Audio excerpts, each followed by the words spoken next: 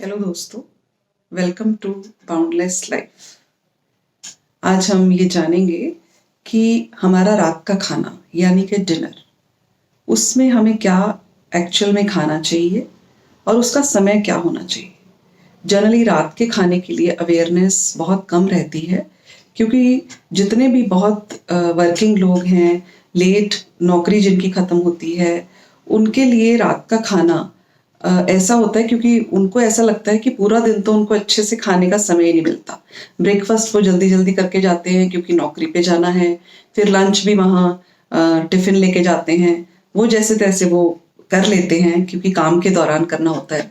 तो सबको ऐसा लगता है कि डिनर बिल्कुल फ्री होके आराम से करेंगे, जिसके चक्कर में समय का बिल्कुल ध्यान भी नहीं रहता और भूख इतनी ज़्यादा होती है, क्योंकि घर पे जब इंसान रिलैक्स हो जाता है तो उसको लगता है या उसको माइंड में ये नहीं रहता कि मुझे न्यूट्रिशन क्या लेना है, बस नहीं, उसके चक्कर में वो कुछ भी खा सकता है या खाता ही है ना। तो दोस्तों, आज हम इस वीडियो के जरिए ये जानेंगे कि डिनर में एक्चुअल में हमें क्या लेना चाहिए। जी, डिनर जनरली सबको लगता है कि रोटी सब्जी सलाद है ना, लेकिन भूख बहुत लगती है, क्योंकि कई लोगों का लंच और डिनर में, वो भी मैं आपको बताऊंगी कि लंच और डिनर में गैप बहुत ज्यादा हो जाता है, क्योंकि बीच में वो कुछ भी ऐसा नहीं ले पाते हैं, राइट। और जिसमें उनको प्रोटीन और कार्बोहाइड्रेट का ध्यान रहता ही नहीं है। अगर सब लोग कार्बोहाइड्रेट ही बहुत ज्यादा खाते हैं, चाहे वो रात को हो शाम को हो, तो भूख मरती नहीं है। भूख किससे मरती है वो इस वीडियो में मैं आपको आज बताऊंगी। तो दोस्तों, डिनर में हमारा 1 कटोरी सब्जी, 1 कटोरी दाल, और जितनी हम लंच में रोटी खाते हैं उससे आधी रोटी होनी चाहिए। अगर हम लंच में 4 रोटी खा रहे हैं तो डिनर में हमें 2 खानी चाहिए। अगर हम लंच में 2 रोटी खा रहे हैं तो डिनर में हमें 1 रोटी खानी चाहिए। और वही दोस्तों, इसमें जितना हम पका हुआ खाना लेते हैं, दाल सब्जी रोटी, उससे आधा 50% हमारा रॉ सैलेड होना चाहिए। ये तो रही क्वांटिटी की और हमें क्या खाना चाहिए उस चीज की बात। अब दूसरी चीज आती है, डिनर का टाइम क्या होना चाहिए। यूजुअली हमारे आसपास हम देखते हैं लोग 9 बजे 10 बजे, और कई लोग तो 10 साढ़े 10 के बाद ही रात का खाना खाते हैं कि हम तब फ्री होते हैं, सब गप्पे मारते हैं और तब साथ साथ खाना खाते हैं।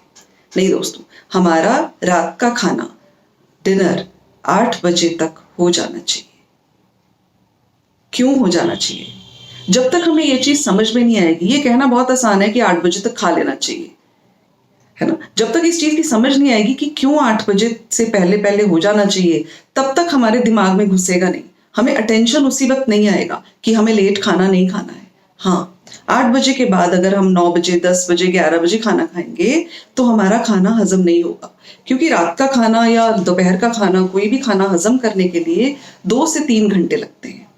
और इतना थके होते हैं, 9 बजे खाना खाया 10 बजे लोग सो जाते हैं, या ये कह लो कि 10 बजे खाना खाया 11-12 बजे तक सो जाते हैं, तो वो खाना अच्छे से हजम नहीं होगा। पहला रीजन तो ये। दूसरा रीजन, अगर हम लेट खाना खाते हैं, 9-10 बजे खाते हैं, तो लंच जो हमने 1 से 2 के बीच में किया होता है, और अगर हम डिनर 9-10 बजे करते हैं तो दोनों का गैप इतना बढ़ जाएगा कि हम खाना हमें डिनर के वक्त, रात के खाने के वक्त बहुत भूख लगेगी। हम चबा चबा के नहीं खाएंगे, हम माइंडफुली नहीं खाएंगे, हम खाना गल्प करेंगे, हम खाना चबा के खाएंगे नहीं, हम उसे निगलेंगे, जिसके चक्कर में हम बहुत सारा खाना खा जाएंगे और उस टाइम ये भी ध्यान नहीं रहता। और ऐसे वक्त में प्रोटीन या सैलेड, इसकी इच्छा कम होती है। फिर तो ज्यादा भूख लगती है तो हम रोटी की तरफ ही जाते हैं। हाँ, थोड़ी और भूख लगती है, 1 रोटी और खा ली और खा ली, या उस टाइम मीठे की क्रेविंग भी इतनी बढ़ जाती है, क्योंकि अगर गैप ज्यादा होगा तो शुगर लेवल नीचे आ जाता है। तो उसके बाद हमें क्या लगता है, हमें कुछ अंदर खाना चाहिए, तो मीठा सामने आता है, वो भी खाते हैं, सब खा लेते हैं, राइट। और वो हजम नहीं होता है। दूसरा रीजन इसका ही है। तीसरा रीजन, अगर हमारा खाना, हम कार्बोहाइड्रेट बहुत ज्यादा ले रहे हैं, या हम खाने को गल्प कर रहे हैं, चबा चबा के नहीं खा रहे, उससे इनडाइजेशन तो जो होगा वो हो गए, राइट। उसके बाद भी हमें स्लीपलेसनेस, नींद ना आना, ये बीमारी साथ साथ हो जाएगी। क्यों? अभी आप बोलोगे कि इसका स्लीप से क्या ताल्लुक है। हाँ दोस्तों, क्योंकि जब हम, अगर हमने 9-10 बजे खाना खाया और हम 1 घंटे बाद ही लेट गए, सो गए, तो हमें नींद नहीं आएगी। क्यों? अंदर सारे ऑर्गन्स एक्टिव हो रखे हैं खाने को डाइजेस्ट करने के लिए। पेट में गुड़गुड़, आपने आसपास अपने सुना होगा कि बहुत सारे लोग कहते हैं मैं लेट तो जाती हूँ 10:30 बजे 11 बजे, पर मुझे नींद आती है जाके 12-1 बजे। ये हो गया पहला डिसऑर्डर। दूसरा डिसऑर्डर, अगर हम खाना चबा चबा के नहीं खाते हैं, वो खाना हजम होगा ही नहीं। हमें जो न्यूट्रिशन मिलना चाहिए बॉडी को, खाते तो हम हैं, लेकिन वो हमारा एब्सॉर्ब नहीं होता, असिमिलेट कहते हैं जिसको, या ये कह लो कि हम अच्छे से सब खाते तो हैं पर हमारे शरीर को नहीं लगता। ऐसा भी बहुत लोग कहते हैं। तो ऐसा क्यों होता है दोस्तों? ऐसा इसलिए होता है क्योंकि खाने का डाइजेशन 2-2.5 घंटे में कंप्लीट हो जाता है और वो बैठ के ही आराम से चलते फिरते ही होगा, राइट? जब वो डाइजेस्ट ही नहीं होगा तो हमारे अंदर विटामिन की डेफिशिएंसी, आयरन की डेफिशिएंसी, कैल्शियम की डेफिशिएंसी और भी बहुत सारी न्यूट्रिशनल डेफिशिएंसीज हो जाएगी। और अगली चीज क्या है, अगर हम खाना इतना लेट खाएंगे, राइट, नींद तो नहीं आ रही, विटामिन की डेफिशिएंसी भी हो जाती है, राइट।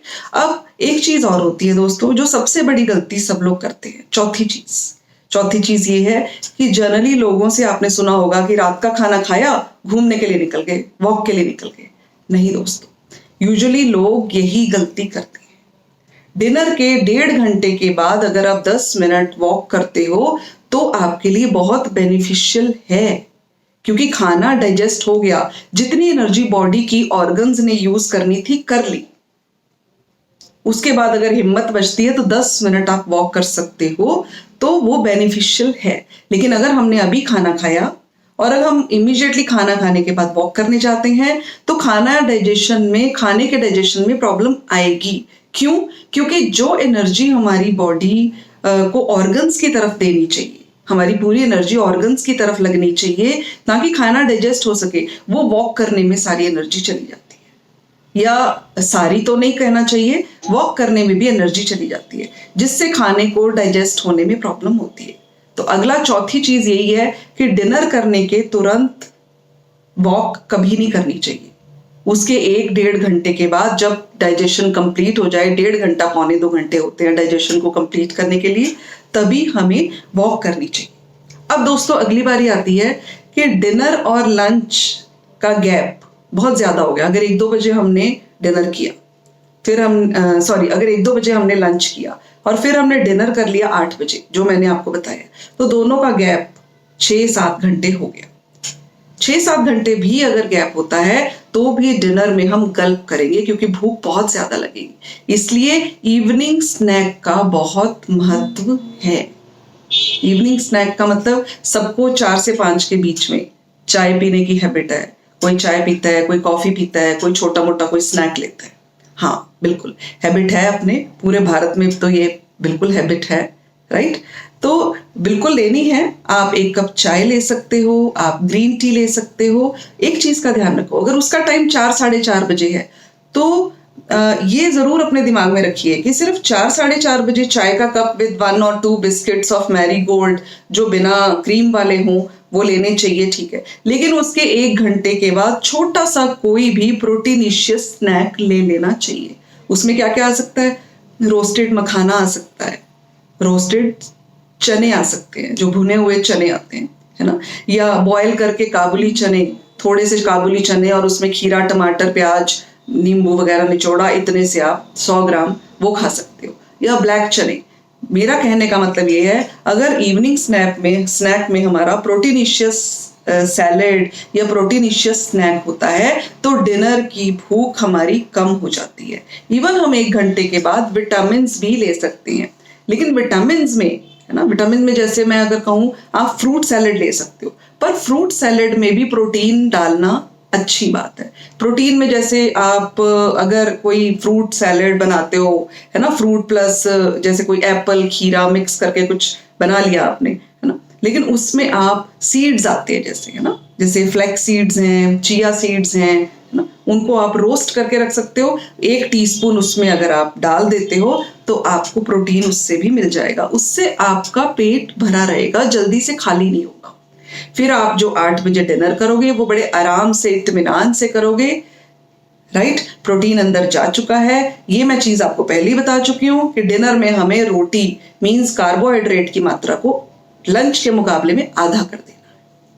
तो दोस्तों, ये जो की पॉइंटर है कि डिनर में, पहला की पॉइंटर तो यही है डिनर 8 बजे होना चाहिए। दूसरा की पॉइंटर ये है डिनर हमें आराम से चबा चबा के करना चाहिए। तीसरा की पॉइंट ये है डिनर में हमें कार्बोहाइड्रेट या रोटी की मात्रा आधी लेनी चाहिए।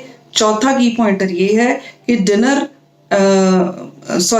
डिनर में हमें कार्बोहाइड्रेट की मात्रा तो आधी लेनी चाहिए। डिनर हमें 8 बजे से पहले कर लेना चाहिए और डिनर हमें इमीडिएटली डिनर के बाद हमें कभी भी वॉक नहीं करनी चाहिए।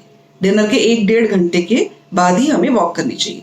लास्ट की पॉइंटर, डिनर से पहले अगर हम 4 से 5 के बीच में इवनिंग स्नैक प्रोटीनिशियस लेते हैं तो हमारा डिनर और भी अच्छा और लेस फैटी, लेस कार्बोहाइड्रेट वाला होगा और हमें इजीली रात को हजम हो जाएगा।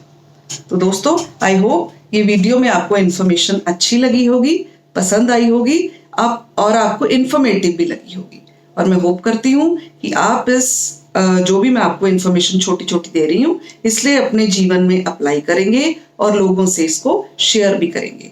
बने रहिए with me in boundless life. Thank you.